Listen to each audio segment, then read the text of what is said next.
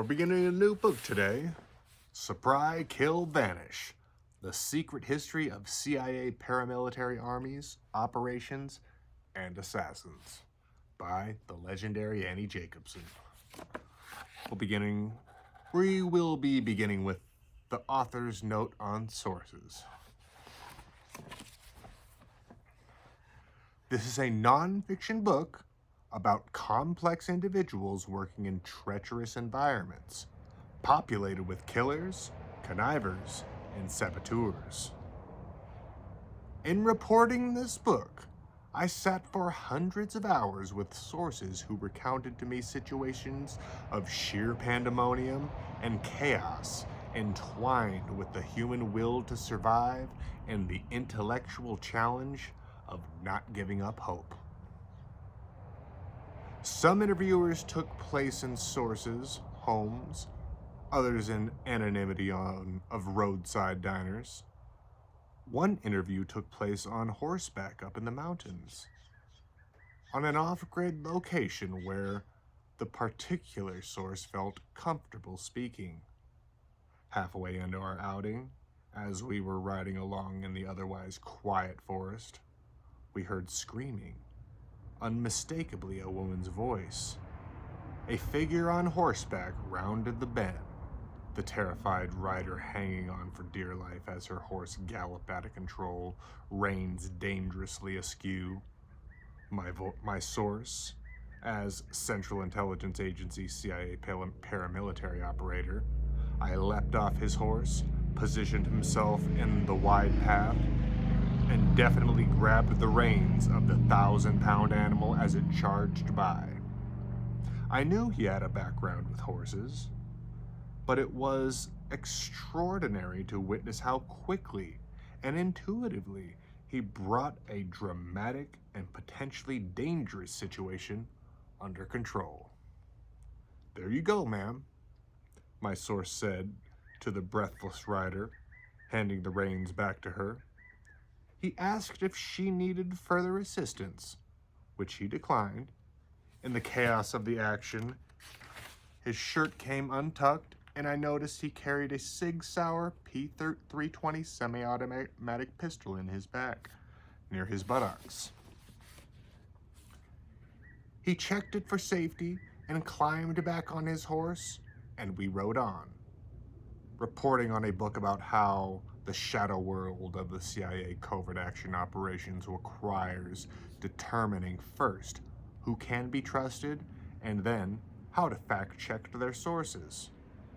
Covert action is, by its very nature, designed and orchestrated to remain hidden from public scrutiny. The majority of the covert action operations around the world that I described were orchestrated to be plausibly denied.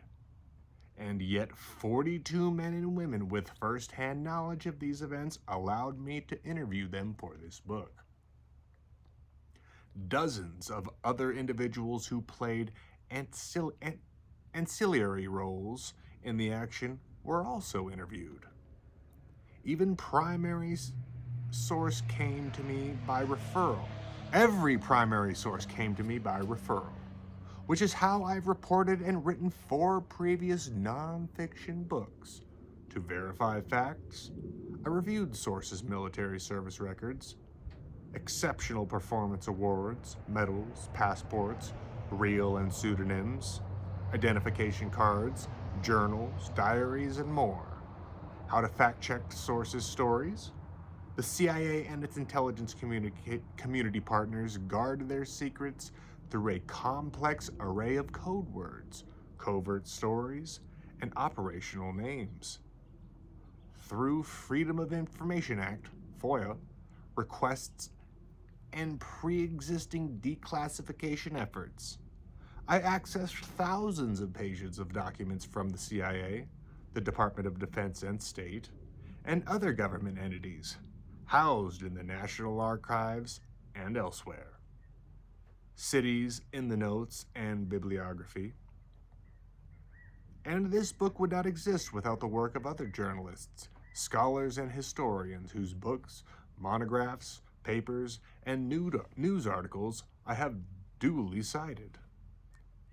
Those interviewed for this book served 13 presidents, 7 Democrats, 6 Republicans, from Franklin Roosevelt to Barack Obama.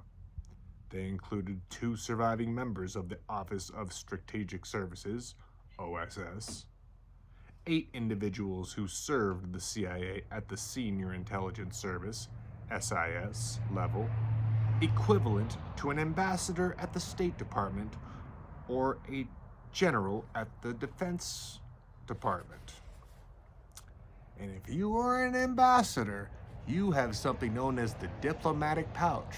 How large this pouch is under scrutiny. It could be an actual pouch, it could be a fucking container ship.